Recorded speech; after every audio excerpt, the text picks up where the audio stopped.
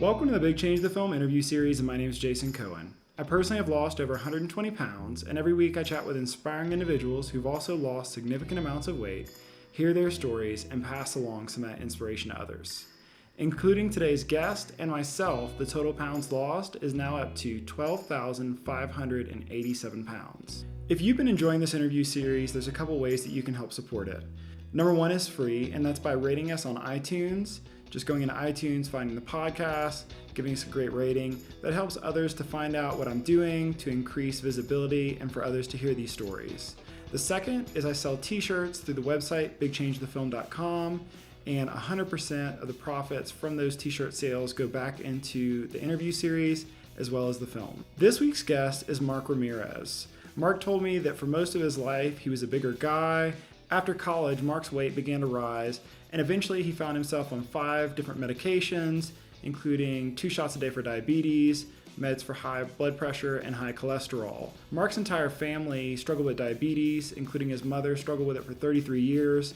Marc's doctor told him that he would be giving himself injections twice a day for the rest of his life, and there was simply nothing he could do about it. Since then, Marc has lost 50 pounds, he's completely changed his diet, he feels better than ever, and he's also off of all his medications. We have a great conversation about his journey, and thanks so much for tuning in. I'm here with Marc Ramirez. I reached out to him after reading his article on Forks Over Knives. He has lost a bit of weight, reversed a ton of health issues, and just has an incredible story. So Marc, first off, thanks for taking the time to chat with me. Maybe we could just start off with a little bit about yourself, where you live, and how much weight you've lost. And thanks for the opportunity to share my story here on this podcast. Again, I appreciate everything you're doing to help get that message out there and helping so many. So thank you. So I was originally born in southern Texas back in 1968. I grew up there and we lived there till I was approximately a freshman in high school. We moved to the Chicago area, the northern suburbs of Chicago. And from there, I had the fortunate opportunity to earn a football scholarship to go play football at the University of Michigan for the mighty Wolverines. The legendary Bo Schembechler. So that was a great opportunity there. Came to Ann Arbor, Michigan. I met my wife before my senior year at college. And lo and behold, I stayed here in the Detroit area. So that's where I live now. And it's been a great experience. I'm so happy. My wife's a Wolverine, and then my daughter graduated from Michigan 4 years ago. My son just graduated last weekend, so we're all Wolverines here in Michigan. Wow, no pressure for any potential future spouses, huh? Right, that's right. Well, how much weight have you lost? Oh yeah, so when I adopted this lifestyle, so at Michigan, I was a right guard. I was 305 pounds, Jason. And I had been a big guy my entire life, right? In high school, I graduated. I was 285 pounds when I came to Michigan. At Michigan, my playing weight was averaged about 305 pounds. But as I graduated, now I came into the real world and got a job. And now I wasn't exercising like I used to at U of M, playing football. But I was still eating like the football player, right? So I saw my body start to transform from more of a muscular type frame to more of one with a bigger gut, and my muscles were somewhat declining. My body was transforming. So when I started this lifestyle, this was in December of 2011, we ended up adopting a whole food plant-based lifestyle. And in 3 months, I lost 50 pounds. I went from 260 pounds down to 210. And here I am over 6 years later, almost 6.5 years later, and the weight has not returned. And so I ended up losing a total of 50 pounds. Wow, congratulations.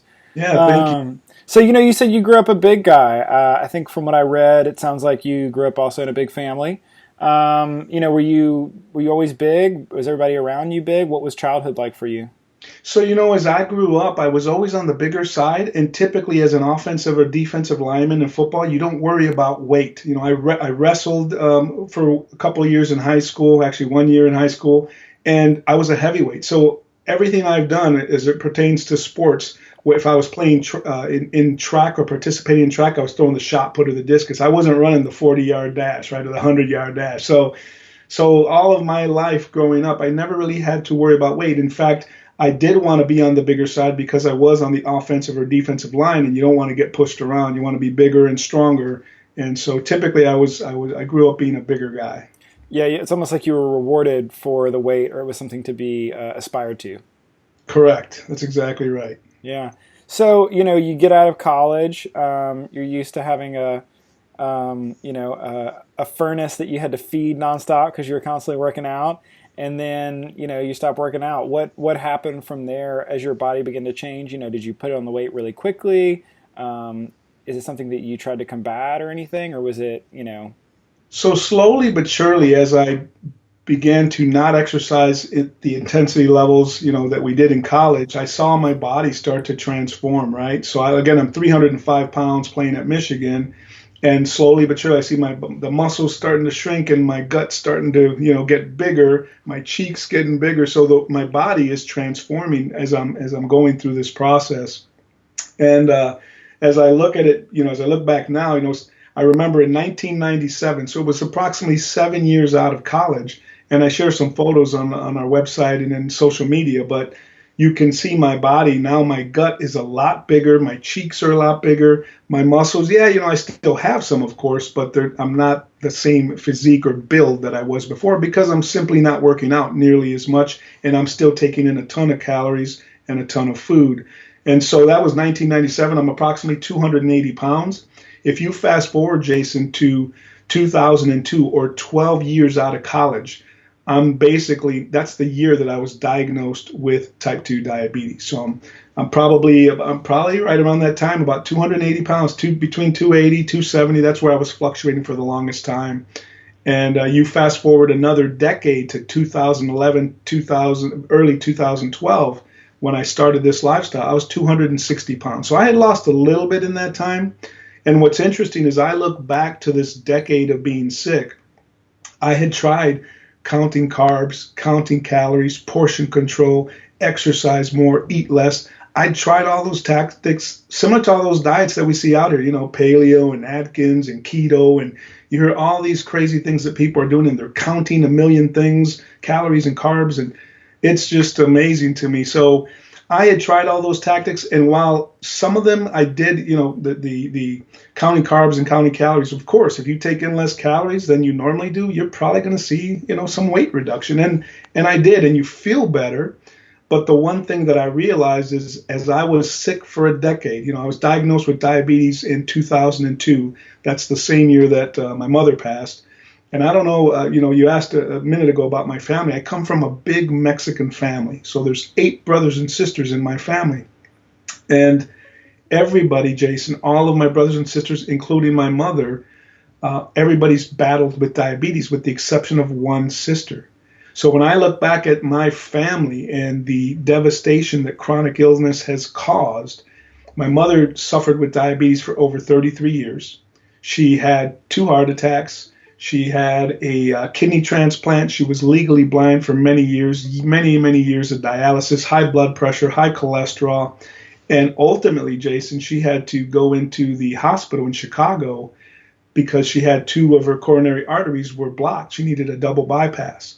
And unfortunately, when she went in at the age of 61, she never came out. She never recovered. So she passed at the young age of 61. My daughter was 9, my son was 6, and we live in Detroit. So yeah, we went to see her, but they didn't get to see too much of grandma, unfortunately. And then my oldest brother, David was diagnosed with pancreatic cancer just late 2001, mid 2001 timeframe. So he had a 9-month bout of pancreatic cancer, and he passed at the young age of 41.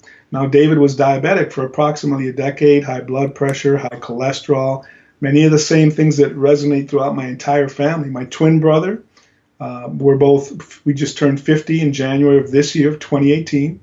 My twin brother's been diabetic about 17 years, high blood pressure, high cholesterol, multiple medications. He had a heart attack about 2.5 years ago. My little sister, Sandra, diabetic for 15 years, insulin shots, multiple medications, high blood pressure, high cholesterol. My oldest sister, Carol. Now, Carol was diabetic for approximately 5 years. And once she saw what Kim and I were doing in the way of the whole food plant-based lifestyle, she adopted 90 to 95% a plant-based lifestyle and was able to eliminate her metformin or her diabetes. Here's the kicker. My youngest brother, Martin is 45 years old. He just turned 45 in January of this year. Martin was diagnosed with diabetes at the age of 13 or 14, so he's had it a little over 30 years. But Martin has had his right leg amputated. He's had a pancreas and kidney transplant. He's been legally blind since 2004. He's been on dialysis since 2011. They just took half of his thyroid because they found 3 nodules they believe to be cancerous. They just removed 9 of his teeth because of the years and years of him, the food coming up and the medications, and his teeth have, somewhat decayed to where they pulled 9 teeth just 2 weeks ago. And he takes 25 medications every single day, 25. And I'm sitting here and I'm like, when people tell me that this lifestyle is hard, I told my little brother, I said, Martin, we're going to start a business. Tell me that in all the fruits you want, all the vegetables you want, all the grains you want, and all the legumes you want, and eat as much as you want until your tummy is comfortably full. If they tell me that's impossible or that's hard, I want them to spend 24 hours with you and go through a life, go through 24 hours with you when you have to go to dialysis, when you're struggling to recuperate from that entire process and struggling with only having one leg and not being able to see. And then I want them to tell me that it's too hard to eat all these other foods, right? Because I think people, it's sad because most of these chronic illnesses that we deal with today, Jason, and I know you know this, they don't need to happen for the most part, right? I mean, some people, they are genetically predisposed and certain things happen in their life that, they maybe can't avoid it. But for the vast majority of the people out there, diabetes, most cancers, heart disease, strokes, obesity, arthritis, I mean, you can go to the CDC's website and they will tell you that all these conditions are among the most common, costly, and preventable. It says it right on their site, preventable, and it's lifestyle that will help change that. Yeah, one thing that struck me about your story when I was reading through everything is, in some ways you could have easily followed suit because, I'm thinking, growing up, getting older, unfortunately your mother, and you have a huge family, some of your siblings, you could look at everyone around you and say, this is my destiny. This is like, I don't have a choice. I don't have a chance. The cards are stacked against me, which I think is the same thing for a lot of people. When you're in a overweight, obese family, whenever everybody around you has disease, it's easy to say and easy to understand to a certain extent why you would think that the things that some people are facing are almost unavoidable and almost, too much. You're coming up against too much to even do anything about it. Whereas for you, you're kind of proof that there is an opportunity that something could be done. You said you have your sister. So it's not just you're not. No offense, you're not anything special. You're like a lot of people that I have the good fortune to talk to, and probably you do as well. And that if you make the decision to do it, you can kind of overcome maybe some of those genetic, cultural, family predispositions that you might have. And Jason, I'm so glad you asked that because you're exactly right. For the longest time, when you take a step back and you look at my family, I grew up believing this is genetic. Everybody's sick. Everybody has diabetes. All these cholesterol and blood pressure and all of these things just are rampant throughout my entire family. So you are 100% right. For the longest time, that was my belief that these are genes. I just need to brace for impact, right? At some point, I'm going to be diagnosed with all these conditions, just like my entire family. And there's nothing I can do about this. So you hit it right on the head, and that's what I believed. In fact, when I went on my insulin shots with my doctor, my own doctor, he's telling me, you will never get off this insulin. Because I asked him specifically, hey, doc, will I ever be able to get off this insulin? And he said, no, you're going to be on insulin the rest of your life. So what kind of hope do you have when your own doctor is telling you, you can't change this? This is, it's a one-way path, and you're hopefully you'll just try to manage the disease, right?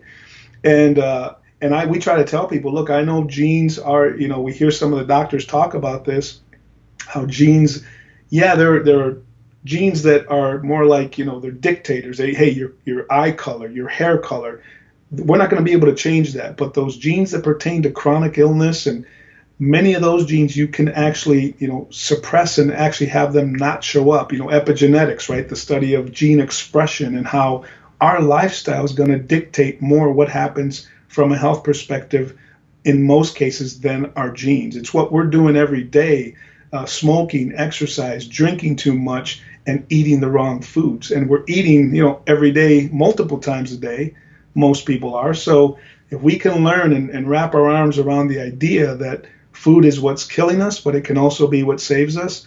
That's why now, just like you said, with the genetic factor, we tell people, look, genes are not our fate. I used to think I'm Mexican. I just need to brace for impact. This is what my whole family has. But how can I go from being sick for 10 years and only getting worse every single year, Jason, to being off all my meds in 2 months and losing 50 pounds in 3 months? And here I am 6.5 years later almost, no diabetes, no high blood pressure, no cholesterol. And I talk about those three things because those were the conditions I was taking medications for. But I also had, and I talk about it openly, is erectile dysfunction. I had psoriasis all over my scalp. I had heartburn 3, 4, 5 times a week very badly. I was obese and I didn't sleep well. So here I am, 43 years old, taking 5 medications, including insulin shots. I'm only getting sicker and worse every year. And we adopt this lifestyle. We eat as much as we want.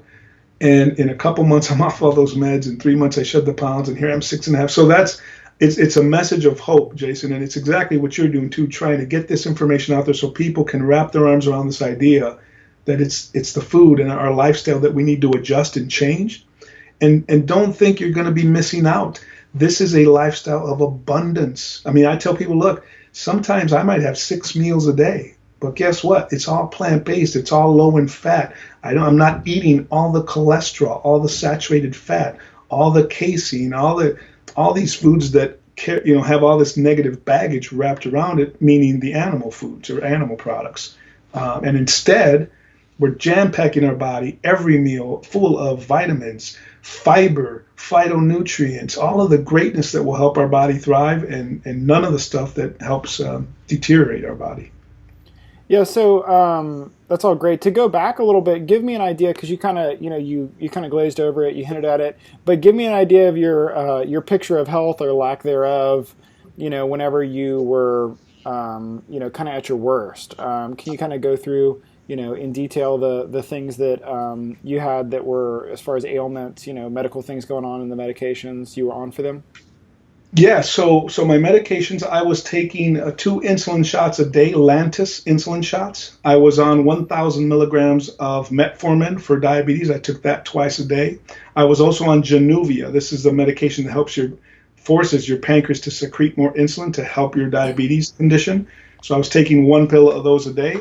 I was also on simvastatin for my high cholesterol, and lisinopril. That was the last medication for my high blood pressure. Those were the 5 medications. And what's interesting is if you look at TV for any length of time, and we don't watch a ton of TV, but we do watch some shows here and there. And you look at TV and the commercials, what do you see? You see advertisements for Arby's and Pizza Hut and Kentucky Fried Chicken and all these restaurants. And then right behind it, Jason, what do you see? Hey, do you have diabetes? Do you have high cholesterol? How about your blood pressure? We can give you all these medications. So one hand, you're getting the food that's causing these conditions, and right behind it is the medications to help manage or kind of control. And medications and procedures, we all know, they serve a purpose. They can save lives, and they're very helpful. However, we are just a society where they're just prescribing medications left and right, and all the side effects. I mean, look at the side effects. They tell you these great things, and all this medication is going to lower your glucose levels, and it's going to help your blood pressure come down and your cholesterol lower. But it might kill you. You might go blind. You might lose feeling in your lower limbs. You might all these side effects that come with these medications. So it's like, let's try and eliminate that. Let's eat right. Let's feel better. But because when I was taking these medications, as a diabetic, when you eat, many times you get really tired. Think of maybe Thanksgiving meals in the past when you eat just a whole bunch of food and afterwards your body's like, whoa, and you're tired and you just want to sleep. I would get that feeling very often as a diabetic, and I know many do, because you get this rush of glucose and you're taking medications, you're feeling like crap. And, and not only that, but anytime you travel anywhere, whether it's just a quick weekend getaway or you're gone on vacation, pack the medications, keep the insulin cold. I mean, all these different things where the medication is to some extent running your life. I mean, it's managing you, and it's a terrible thing to deal with. But once you regain your health and you get that taste of what health feels like again, this is why I know they say never, but I never see myself ever eating animal products again as long as I live, because I've seen what it did for me, how it dramatically improved my life, and not only mine, but I have the dramatic story, but my wife, my better half, we're chickpea and bean, and she didn't have any chronic conditions, but guess what? She lost weight, her hair got thicker, nails got stronger, complexion got everything improved for her too. So the message is, you don't have to be diagnosed with a chronic condition to improve your health, right? And we try to just share this with any and everybody that's willing to listen. And not to beat it to death, but diabetes to me is kind of the one that's a glaring one for you. I know you've seen in your family, your mom, your siblings. For somebody who isn't familiar with what a life with diabetes looks like, especially as it develops, I'm just thinking, let's say you're in your 40s, you're on diabetes meds, you get to the point where you're taking 2 insulin shots a day, and then you're telling yourself, I got to brace for impact. What does impact look like? What did you anticipate life was going to look like going forward from what you had seen from your view of your family and, your knowledge of the disease? Yeah, so great question. So when you look at this, my mother died of a heart attack, years of dialysis, years of blindness. My little brother, blindness for many years, dialysis, amputations, transplants. So as I'm looking at all my brothers and sisters around me, that's exactly what I see for my future. In fact, in 2011, that's the year that they took my brother's right leg. And that's in that same year, they took it June or July of 2011. That's when they took his right leg. And my in-laws had given us Forks Over Knives. They gave us the DVD. I think my mother and father-in-law saw it was on PBS. It was a special or something, and they bought the DVD. They said, hey, we know Marc's diabetic. Maybe this will help him. So they gave it to my wife and I. I said, hey, we saw this. Maybe you want to look at this. It sat on the shelves for a couple months. We didn't look at it right away. But one day, I remember it was, in December, and I'm depressed. I'm thinking of my children, my future. Am I going to be able to see them walk down the aisle as they get married, or see my grandkids? Am I going to be stroked out in a nursing home somewhere, or even possibly dead of a heart attack, or who knows what, right? So I'm looking at and staring at all this, and we said, well, hey, your parents gave us this DVD. We've tried so many other things in this decade of being sick. Let's look at this DVD and see what happens. So we watched it. We saw Dr. Esselstyn and Dr. T. Colin Campbell tell us about how they are taking people and reversing heart disease, America's #1 killer, and they're doing it with food. And that was the one thing, that, I had tried counting carbs and counting calories, but I didn't try cutting out all the animal foods. I'd never attempted a whole food, plant-based lifestyle before. So I said, well, we haven't tried that. Let's try that. And lo and behold, once we adopt that lifestyle, we started on December 3rd of 2011. I have it all, I memorized, and because I remember how good I started to feel. Within days, Jason, my glucose levels were dropping. I'm shedding between 5 to 7 pounds a week, and this is going on for a while. My medications, I'm working with my doctor. We start lowering those. First, we cut out the insulin. We cut out one shot, then the next shot, we start cutting my pills in half. My sugar levels are still decreasing, and I'm thinking, I'm feeling better. My energy levels are up, and I'm like, wow, this had never happened. And I show people, I have my blood work, where I was in September of 2011, where I had some of the worst, my highest A1C at 10.5. And then I have December 29th, or 26 days into this lifestyle, and I just saw profound improvement across all of my lipid panels and my glucose, my A1C number. And in my decade of being sick and changing medications, increasing dosages, doing all of this to try and improve my conditions, I had never seen that kind of drop ever.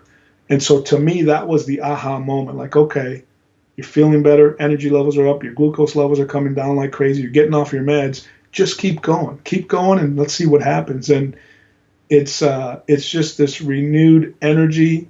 And again, it's a taste. Now you can taste what healthy feels like again. And it's It's such a good feeling that I know I'll never go back to eating those. And the other thing too is at some point there are other blinders that come off. You start thinking about the planet. You start thinking about the animals and how most people are compassionate people, right? Most people don't want to harm another animal. And most people aren't going to, we do have our hunters. I know some people go out and they love all that stuff, but there's a lot of people who don't. I think the majority of people are not. And they don't want to see an animal suffering.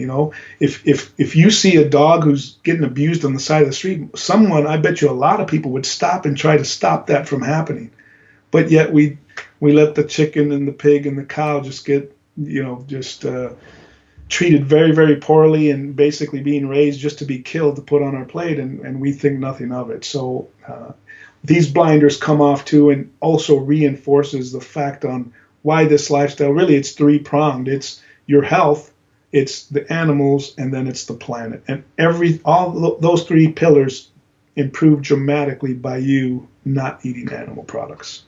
Yeah, and I think there's almost a certain level of openness that comes from the process, that you develop, because whether it's, you become more sensitive or you become less defensive or, whatever it is, you start to just realize like, oh, there are some other implications as to, whenever I eat 3 times a day or 6 times a day or whatever it is. Sure. I'm just thinking, you're sitting here today, you're talking to me about the planet and the animals. You're also a football player. You're a wrestler. You're a guy. I have to imagine that, in your football days when you were trying to weigh 300 pounds, if I would have said like, I've got some kale for you, it probably wouldn't have gone quite as well. So, did you have to break down some mental barriers? Am I totally, is that coming out of left field? Am I totally making that up, or did that play a part of it? No, you know what? That's it's an interesting point you bring up. And Jason, had you told me 6.5 years ago that I was never going to eat animals again, and I grew up macho football, a lot of big steaks, a lot of food, big guys, strong. That's the mentality. I mean, and I'm sure that is probably for many of the guys out there. But I will tell you that as I reflect back now. And to me, if you really want to be a man, if you really want to be macho, you take care of yourself so you can take care of your wife and your children and the loved ones around you. It's not about me. It's about me being able to provide and take care of my family, right? And I grew, like I said, I used to think like that, those tree huggers, and I was that guy. I was at get out of here. What are you talking about, vegetarian and vegan? I was that guy. And this is why I know that if I can change, everybody can do it. Because there was something dead on my plate every meal, every time, and it consumed the majority of my plate in most cases.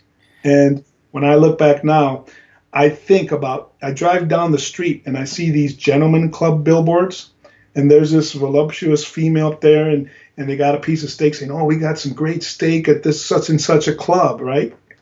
And I think back, how ironic that very food is what's caused, and I am 100% sure, Jason, that that's what caused my cardiovascular issues I was having that led to my ED. Because I am sure back in college with the way I ate, I would think nothing about eating 2 and 3 steaks at one sitting at training table at Michigan. It was not a big deal.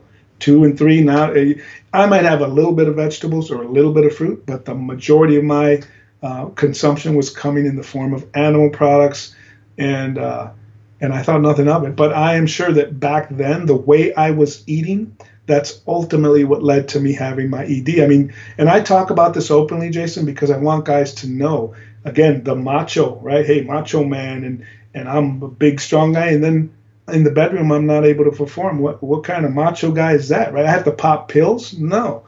The people, those very foods that we're eating, the animal products, loaded with cholesterol, loaded with the saturated fat, cause all kinds of problems for our cardiovascular system. I know you know this, but the bottom line is guys think that they're going to pop a pill and life is good. When you look at your arteries in your body, the penile artery is one of the smallest arteries in the body. So that's the first one to go. If you go to a cardiologist and you say, hey, I have ED issues, they're more than likely, they're thinking, you not only do you have issues down there, but your coronary arteries, your carotid arteries, your femoral arteries, they're all clogging too. It's just they're much bigger. So it's going to take a little bit longer for that heart attack and that stroke to hit. And this is where I tell people, look, guys, don't think because you're popping a pill that you are macho and you're Superman again, because you're masking the bigger problem. And the bigger problem is that stroke and that heart attack that are around the corner. And we know that heart disease kills more Americans, both male and female, in this country. So let's take care of our families. Let's eat right. Let's learn to eat in a way that you can eat as much as you want. And yet you'll live to be healthier. And hopefully not only that, but show your family how to do this too, so they can be healthy. And I'm thinking, you have this football kind of, part of you that's a huge part of your life, that has been a huge part of your life. You also have a family heritage and a way of eating. We all come from where we come from. We have our own cultural norms. For me and the people around me, maybe some more so, but like you're used to eating those things. Those are a part of who you are. Those are a part, and your family has that in the same way. You have foods that you grew up with, all that kind of stuff, and a big family, I'm sure, to pressure you to say, don't you want me to, make what we grew up on? How do you kind of deal with now today, like some of that Mexican heritage that you have that I'm sure has some ties to food as well? How did that kind of get worked out for you? Did that even play into things for you? So Jason, you are 100% right. We, as a Mexican, fajitas and tacos and enchiladas and all these foods that we grew up, just like you're saying, culturally, we are all tied to those, and we're very passionate about that food because we remember all these great things, growing up as a kid, grandma bringing over some great food and some barbacoa and all these different things. And it's very personal to all of us. I get it. But here's what I tell people. All those foods, I haven't found one yet, but you can make all of these same foods that you're accustomed to eating. You can veganize them. There are so many products out there now that you can veganize almost everything. Like, for example, I still eat enchiladas. I just don't eat them with meat. I'll have beans and pico de gallo and rice and, all kinds of veggies and salsa and guacamole. And I still have veggie fajitas. I don't eat beef fajitas or chicken. I have veggie fajitas.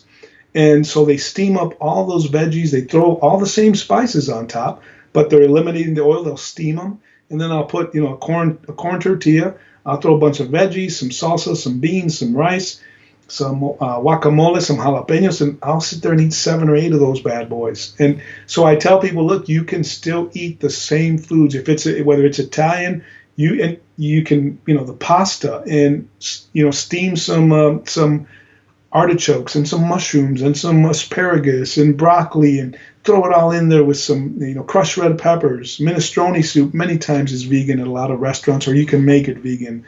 Lasagna, my wife makes some lasagna that's vegan. So all pizza, I still eat pizza. Thin crust, double sauce, all the veggies. You can have all the foods that you have enjoyed in the past. You can eat them. We're going to change some of the ingredients a little bit, but you'll still be able to enjoy all these foods. And once you find out that your health is better and you can eat these foods, hopefully it doesn't become an issue. So that would be my advice to people, is you can still eat all these same foods just by tweaking a few of the ingredients. All right, next time I'm in Detroit, I'm coming over for enchiladas. Yeah, man, for sure. You're married. It sounds like you and your wife did this together. How did those conversations go initially? Were you more into it? Was she more into it? I know you have kids. I don't know if they were at home at the time. But, it's not just you making a decision for yourself. For a lot of people, that's a scary thing because maybe they don't have a spouse who's supportive, or they're afraid about just bringing it up in the first place. So what did that kind of look like, in the early days? So thanks for asking. I would tell you, my wife, Kim, is my rock, man. She is awesome. And interestingly enough, when I met her in college, she was vegetarian. She had been on this vegetarian kick. Then she met me, and I kind of brought her back to the dark side there. And she started eating animal foods again. She was never a huge meat eater, that kind of thing, but she would eat it regularly, chicken and that kind of stuff. So I brought her back, and funny enough, she never in her life had she ever received a D as a grade. And when she met me, because I told her, hey, let's just go do this, skip class, she got her first D, and the only one in her life when, that semester she met me. But kind of funny stuff. But But I would tell you, because she had already tested those waters, and when I tried, she ate a ton of vegetables and fruits already. She ate much better than I did in general. So when she saw that I had this interest of trying this, when we watched Forks Over Knives, we read Dr. Neil Barnard's program for reversing diabetes. So those two things, Jason's, for less than $40, ended up transforming our lives forever. But we saw the documentary, we read the book, and I said, I think I want to try this. And she's like, right now, she's like, okay, let's do it. She's like, because I don't eat that much meat anyway. I would love to. And I think from her perspective, she was also thinking, what am I going to do? I can't move this guy around. She's 5'4", 120 pounds, 115 pounds. So she's thinking, how am I going to move this guy around? And amputations and blindness. And if I need to move, so she was also quite worried and concerned with what our future looked like. So when I expressed an interest to try it, and we just jumped cold turkey from December 3rd of 2011, we just cut from one day to the next. And since December 3rd, I have not had any animal foods knowingly. I mean, if somebody put a little fish sauce in something that at a restaurant that I didn't know about, that might have happened. But we have had zero animal foods to our knowledge in 6.5 years now. So once she saw that I was interested, we started that, and we just, we went from one day to the next. We didn't know much, but we knew that, hey, we know what animal foods are, and we just got to keep those out. And it was a little bit of a struggle, like, okay, no animal foods. Well, now I can have a bunch of peanut butter and jelly. Well, peanut butter, while it is a plant food, it's also very high in fat. So while we still eat some of that, you got to be careful on some of the plant foods. Not very many, but there's a few, as I know you know. And then we had our children, like you said, my son, my daughter. Whoa, mom, dad, get away. Well, I don't know what you're talking about. You guys are going cuckoo on us, right? And ironically enough, we saw now my daughter, who is 25, she eats exactly like we do. Very, very low fat, all plant-based. And my son, who just graduated from the University of Michigan this last weekend, he's like 90% there, 90 to 95. If he goes to some parties or whatever and there's some pizza, he might have a piece, but he's doing everything he can. And in his fridge, it's pretty much plant-based. So he's pretty close to being there. And they both have improved their health. I mean, he had some digestive issues that would bother him from time to time, doesn't really have those issues anymore. And my daughter had, her skin was beautiful in high school. Then she went out to college, and slowly but surely she started to get acne. And it got to the point where it was really bad, like cystic acne. And she ended up, we showed her about how there's many people that improve their acne by eating a plant-based lifestyle. And then low in oils, that also, so she cut out the animal foods, it improved. And then when she cut out the oils, it kind of went back to normal. So they have seen, and what's really cool too is she's engaged. They're going to get married this October, but her fiance, because he's eating a lot more now plant-based, he shed some pounds. He's like, whoa, what's going on here? So it's pretty cool the effects that it's having across my entire immediate family. I'm trying to do everything I can with my siblings, but they're in Chicago. I'm here in Detroit, and so I don't see them as much. And but I keep trying to get them to share information, to give them everything I can to try and help them.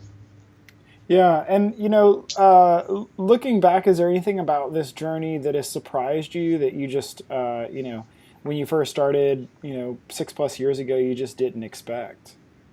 Jason, I would say the whole thing has surprised me because, again, growing up and dealing with my family and all of that, all those health conditions, and me thinking and believing this whole time, and even hearing from my doctor, you won't get off the insulin. I mean, how deflating, how depressing is to see that, yes, now it's your turn, Marc. You're just going to keep going down this path and getting worse. So the whole journey has been absolutely fantastic. The fact that I got rid of all of those conditions we talked about, the ED, the psoriasis, the diabetes, the blood pressure, the cholesterol, my energy levels, I can now really thoroughly enjoy life. I can look forward to, God willing, 80, 90, 100 years old, man. I mean, I just turned 50 and I got a long way to go. And I'm really excited about that because I want to see my grandkids. God willing, I'll be able to see my great grandkids. How cool would that be? And I don't want them coming to see me in a nursing home because of choices I made that put me in the nursing home, right? So this is, if I can tell anybody, I would, one piece of advice, it's never underestimate the body's ability to heal itself. All we have to do is feed it the right foods. And I tell people, look, what do we do every 3,000 to 5,000 miles? We take our car to get the oil changed because we don't want that machine to leave us. That machine is so important. It takes us from point A to point B. I need that machine. Very important, right? What happens when we have a computer virus or something? We take that machine in because so many people are using technology, computer, the internet. You need that piece of machine. So this machine, our body, so amazing when you look at that heart. That heart that's going to pump. If you live to be in your early 70s, 2.5 to 3 billion times that heart is going to beat. And it's going to send that blood through 50 to 60, some of the best guesses, 50 to 60,000 miles of what is our cardiovascular system. And it's that blood, that oxygenated blood is going to feed 34 approximately trillion cells in our body. There is no machine and no car, no computer that is as complicated and sophisticated and amazing as our own bodies. We just got to feed it the right foods. And once we do that, I tell people, hey, you get a cut, what does the body do? It starts to slowly scab up. The scab then falls off. You might have a little scar, but your body is healing itself, and that's what it's designed to do. You get a flat tire in your car, that tire's not going to fix itself. It's going to wait until you get out and do something. Our bodies are healing themselves, and we just need to feed it the right foods. And if we can wrap our arms around that idea, everybody listening to this, you'll be amazed at what your bodies can do. Yeah, that's all good to hear. So if you kind of alluded to it a little bit, but if you could have a conversation with somebody who's on day one or who's looking to make that radical change, who's looking to turn things around, what would you give as a piece of advice to somebody, getting started on this journey? First off, don't beat yourself up. Understand what are the foods you need to eat. And so 4 food groups. It's all the fruits, all the vegetables, all the grains, and all the legumes. Those are the 4 food groups that we eat from. That's where you want all of your foods to come from. You want to try and not use any oil. But if as you start this journey, there may be some slip-ups. You may be starving and not know what to do. If you slip up or there is a little mistake, that's okay. Don't beat yourself up. Just keep trying and keep learning, because it is a learning process. Here we are 6.5 years in, Jason, and there are still things that my wife and I are learning, different foods, different products coming out. I had not heard of jackfruit until the last couple of years. Jackfruit, what's that? And now, you can make it in so many different ways. It's a fantastic fruit. And so these are, again, this is going to be a continual journey for you. So try to learn as much as you can. There are some different resources out there. We are Food for Life instructors through Physicians Committee for Responsible Medicine. PCRM has a ton of great resources. Forks Over Knives has a ton of, there's probably 5 or 6 websites that have been around almost since the inception of this movement, really starting to take off. And if you stick to those 4 or 5, you'll get a bunch of good information. And the other thing is, every one of your friends and families are going to become nutritionists and dietitians, and they're going to tell you where are you getting your protein. You got to be careful because you need enough protein. It's the biggest crap. I tell people all foods have protein. Some have more than others, but all. Look at the gorilla. The gorilla shares the same DNA to a human being, 98.3%. They're almost human from a genetic standpoint. And guess what? Gorillas don't eat meat, and they don't drink milk except when they're young from their mother. How do they get so big and strong? What is that? All those muscles and that skeletal frame, for calcium, where does that come from? It comes from the plants. So think about it. Take it one step further. The elephant, the giraffe, the rhinoceros, the bull, the stallion. Guess what? They're all vegan. They don't eat meat, and they don't drink milk except when they're young from their mother. Those are some of the largest land animals on this planet, and they're vegan. You're going to do fine. You're going to get all the protein you need, all the calcium you need. You just eat the rainbow. Eat that from those 4 groups. You're going to get all the protein, all the calcium you need. And the ironic piece to that, Jason, people sit here and look at a piece of steak or a piece of chicken and go, oh, man, a bunch of protein. Yeah, good. I'm getting a lot of protein. What does a cow eat? Cow doesn't eat meat, and neither does the chicken. They don't eat meat. They eat plants. We are getting protein as a secondary source. Let's cut out the middleman. Let's go right to the protein, to the source, to the plants, and let's fuel our bodies the proper way. Beautifully said. If you could go back in time and have a conversation with your younger self, the on 5 meds, 2 shots of insulin a day, struggling person, knowing what you know now and could give that person some kind words or some encouragement, what would that be? So I would say the answer is right in front of you. The answer is in your fork, your spoon, and your knife.